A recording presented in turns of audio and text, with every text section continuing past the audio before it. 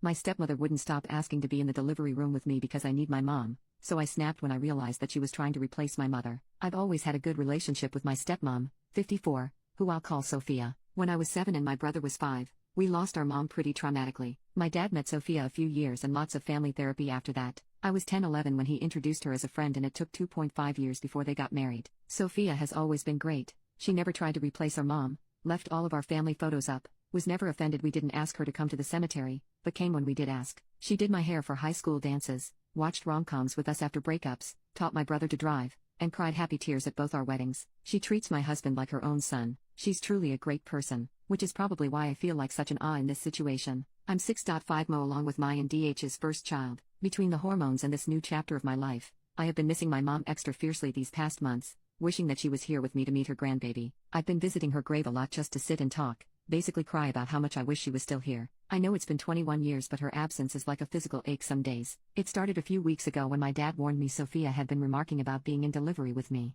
The next time I saw her, she asked and I gently told her only DH will be in the room with me. Since the first no, she's taken it as an invitation to change my mind. Every time she brings it up, I shut her down gently with I appreciate the offer, but I still only want DH in the room. We'll let family know when we're ready for visitors. Then last weekend a couple of my cousins threw a casual co-ed backyard baby shower that included both my and DH's fams. I overheard Sophia chatting with another of my cousins who's pregnant, and Sophia was trying to get her to convince me to have Sophia in the room. My cousin was ignoring her mostly, but then I heard Sophia said a girl needs her mom with her for that. I was probably hormonal/tired, but I was so upset. I finally interrupted and just said, yes, a girl does need her mother. Too bad mine died in front of me and my bonus mom can't seem to take no for an answer. I didn't say it loudly enough for anyone but us to hear, but I was rather harsh, and then I went to hide inside saying I needed to lie down. My dad said he understood my side and supported me no matter what, but that I really hurt Sophia's feelings by what I said and I should at least apologize for that. I do want to apologize, but also believe I deserve an apology for not being listened to. It was also the first time I ever really felt like Sophia was trying to replace my mom, and I just snapped a little. I don't know, I feel horrible, so maybe I already know the answer, but am I the a-hole?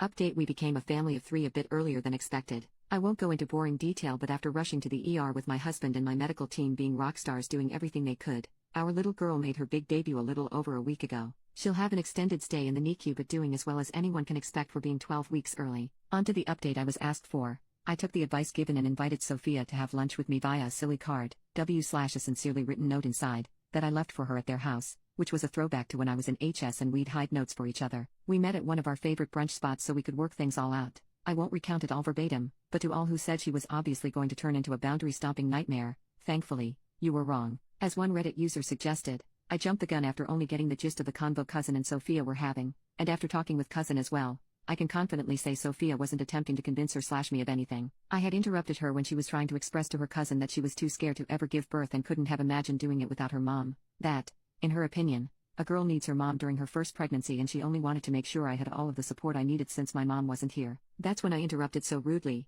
After some more convo, lots of laughing, and more than a few tears, it was like it had never happened at all, and she even got to feel a little bit kick after dessert. I miss those kicks. Regardless, it all ended up being for naught because Sophia did end up being my first call after I was admitted, and Hubs was just as uselessly terrified as I was. She was calm, collected, didn't overstep or hover, and when it was time for her to leave the room she had very heartfelt words that I'll likely never forget, and which convinced me that at least a tiny bit of my mom's love/soul/spirit/energy is living inside Sophia. Our sweet girl was given a beautiful name to honor all 3 of her grandmothers. Her middle name is a derivative of my lovely mother-in-law's, and her first name is a beautiful mashup of my mom's and Sophia's real names. I'm beyond blessed to have such loving, understanding, and supportive people in my life.